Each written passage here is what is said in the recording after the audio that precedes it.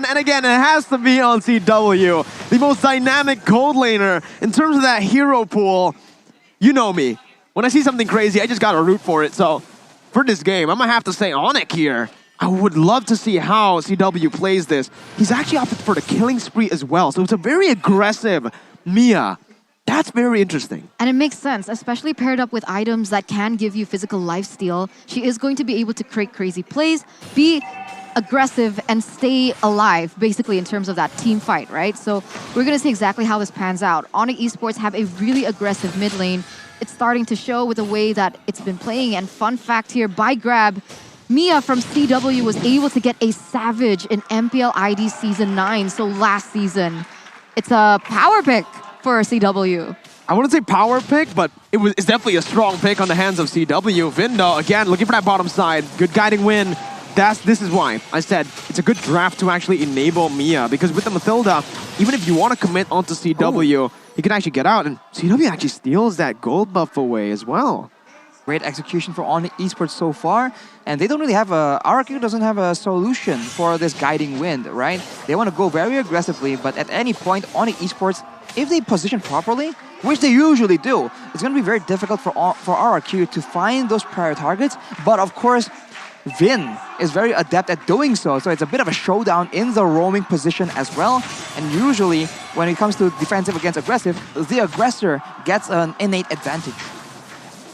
I'm still trying to think about like the Mia pick, right? Because we rarely see this Mia pick, and I really do want to see how powerful this pick is. Why did ONIC pick it in the grand finals, right? You gotta ask yourself that, but Albert now is looking for the steal. Zoned out by Boots and Sans, though. It's gonna be Kyrie who picks it up. Albert actually losing his life there from the damage from Boots and Sans, though. Appraiser's Rat just deals so much as Keyboy is actually able to zone R7 away as well. First blood, first turtle over to ONIC Esports, and here it is. Time prediction by Axe. Hey, I like the Mia pick, all right? Because it's crazy, and I like to see crazy, especially in the grand finals. Yeah. Understandable. Have a nice day. But right now, the damage coming in from Sans, though, that is the main problem for RRQ HOSHI. We talked about the Valentina, but in the top side, though, whoa! Almost. Boost almost takes R7 down there. He's going to be taken really low and forced to retreat early on. But now you can see Clay already getting very punished by Keyboy's aggression. He might get cocked out, but he does still have the flicker to get away. Okay, I have a question here, Arashi. Sans went for Flicker instead of Purify. What do you think? No Purifies actually at all for ONIC Esports, right? Mia doesn't really need Purify because again, already has that ultimate, but everyone else, by everyone I do mean Mathilda and Lilia, I guess. It's a bit of a gamble for sure, and later on, the presence of the Flicker on Vin will be so important, which is why that emblem makes sense, right? Lowering your battle spell cooldown by a bit is going to be so valuable when later on, reliably, the only way for you to get a surprise engage is to go with the Flicker Fatal Links. But already, aggression from RRQ, but matched by ONIC though. A taunt as well. Clay though, saving the wings by wings, gets out. Doesn't even need the wing by wing. It's Keyboy who jumps in with a Circling Eagle, and it's a good response from the rest of RRQ to back up their mid laner. But if we take a look at this, if the game goes slow like this, it gives time over for CW to actually scale up on this Mia. And again, because we haven't seen it at all in MPL, heck, I never even see it in my ranked games. I'm still waiting to see how strong Mia is in the late game in the current patch.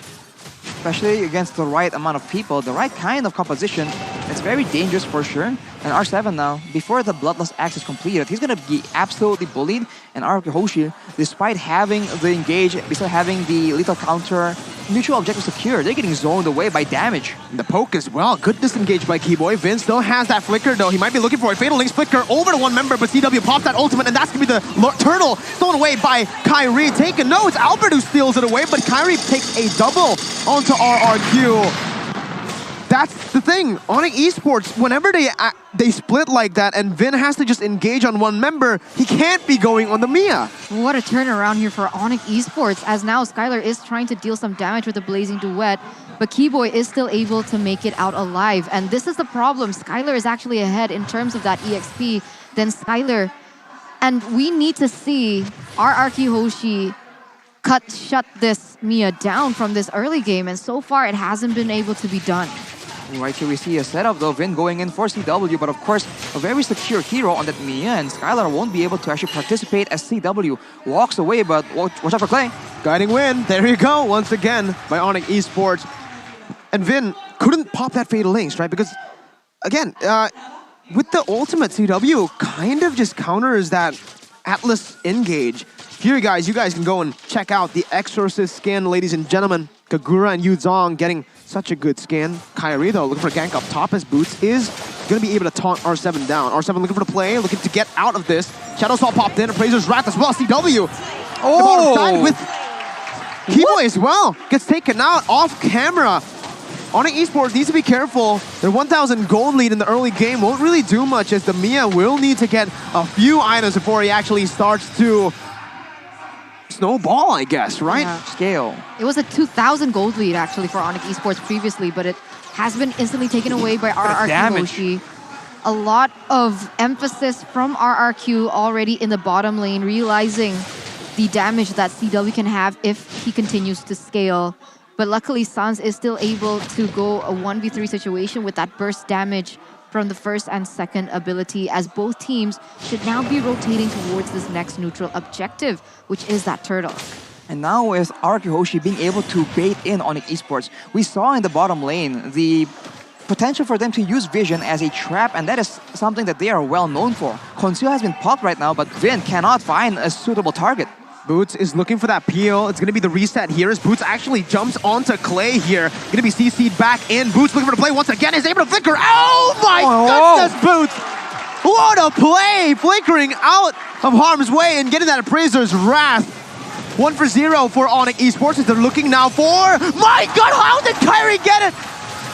The Retribution up against the Bauman. Lethal counter entry for Albert. Still, Kyrie finds it. Yeah, that shouldn't be possible. ONIC Esports, they're really popping off here. So much is happening right now. Boots goes in the back line, is able to deny the Feather Airstrike coming in from Clay. He's also brought back out with the guiding wind. And Kyrie is just doing so much here, Arashi.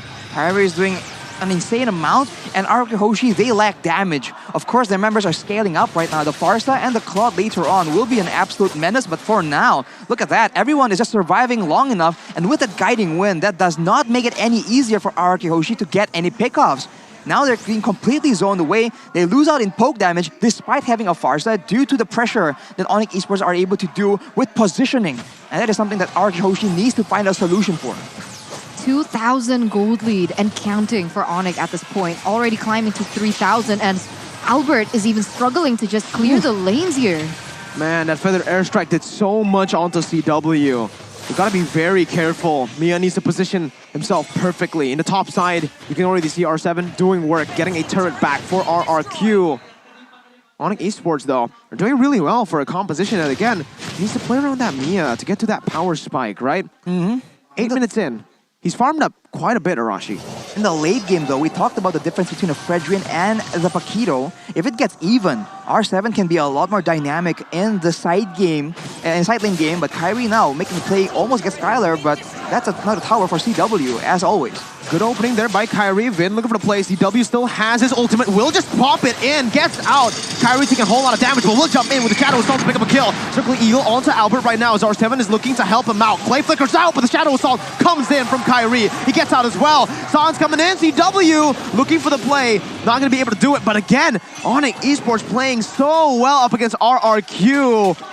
And the Mia's doing work, man. Baiting out the Fatal Links twice now in this game. 2-0 trade for ONIC Esports once again, and is going to be able to get a lot of HP from that turret and even take it for themselves. So much on the board for ONIC Esports, going to be able to get the Lord as well. And so far, RRQ HOSHI, without a reliable engage because of how lacking the Fatal Links is against someone like the Mia, who's able to get out of it with her ultimate, it's going to be very difficult for them to get into that back line. If they rely only on Skylar, Mia can just build the one, basically, and just deny that pressure. And look at him go. Look at how much damage he's already doing. He just finished the Berserker's Fury, so every single critical damage he does, any critical strikes are gonna be a lot more painful for RRQ HOSHI. And right now, it's just a difficult situation. They are used to going for decisive engages in the right time for their advantage, but now that's completely denied, so they need to play around a different way. Maybe around the feathered airstrike, maybe around some poke damage, because otherwise, the moment they want to go in, they cannot get the right pickups, and before you know it, look at Clay earlier, getting jumped on by Kyrie and Boots. That is definitely not how you want a fight to go, as now CW. It's my turn now, says CW. He's been playing passive the entire game. He's been waiting for this moment right here. That power spike to hit. Mid lane turret gonna go down. Tier 2s. Bottom side target as well. CW melting R7 down with the help of Kyrie. That's the damage of the Mia in the late game. Still has the ultimate, still has the Inspire. Imagine what he can do with both of that active. 6.5k gold lead right now for the Mia. And oh man, this is such an interesting pick, right? Look at the XP difference as well right here for the majority of the players. Clay is 2 levels below Sans, and that is a big problem because, as we mentioned, the Feathered Airstrike is one of the tools that RRQ HOSHI can try and use to curb this CW's Mia's aggression. But now, with him being so behind, not having the levels or the gold to supplement that damage, ONIC Esports are going to get even more and more opportunities to try and flatten out RRQ HOSHI. And for now, if they want to rely on an engage, it's really going to be very, very difficult. The longer the game goes, the more you actually think about the brilliance of the draft from ONIC Esports. It's basically a full disengage comp, almost, right? Aside from the Fredrin, obviously. But with the Mathilda, with the Mia, the Karina technically can disengage as well. Tank, just the tank, a solid frontliner. But the Lilia, right? So there's just so much disengage, and it stops RRQ from going for those crazy team fights with their comp. Atlas, Claude, Farsa. That's what they're looking for. ONIC Esports is so smart. Again, the Architect. Boots down, knocking Vin up. Doesn't get the taunt here. Simply Eagle onto Vin. This might be an overcommit by ONIC Esports, but they're just looking to actually poke RRQ down. Albert gets baited in. That Feather Airstrike as well. That's a good resource burn out here for 2. So technically in the resource department, it's still RRQ who gets a better trade, but hey, ONIC traded it for map pressure. They got it. In a way, right? For ONIC Esports, yeah, they can avoid fights, but they can't really engage fights either. Only Boots can be the main engage tool, and Keyboy with the Circling Eagle is not exactly a definitive engage tool either. So RRQ HOSHI, if they can play for poke damage, if Clay can scale and get enough damage, maybe that will be one of the main factors. And then afterwards, if ONIC Esports wants to punish Clay instead for being able to do so much from so far away, then Vin can make a big play happen, but now he's getting denied completely. Feather Airstrike over to San, still has that black shoes. Vin is gonna get poked down, gonna be bursted down before he can even pop the Fatal Links. That's the kill over to CW. And look at the Lord, it's gonna be stolen away by Albert as he goes it out to Boots, but Boots is absolutely a monster in this game. Picking up a killing spree now onto Albert. CW melting R7 down as he picks up that kill. It's a disaster as RRQ get completely wiped out in game 3. ONIC Esports with the Mia, they've done it. They've wiped RRQ out. Presented to you by Head and Shoulders. They're knocking on RRQ's base. Vin now respawning, looking for a miracle play to defend, but it's gonna be ONIC Esports who takes the lead in the series with a Mia. 2-1 now for ONIC Esports.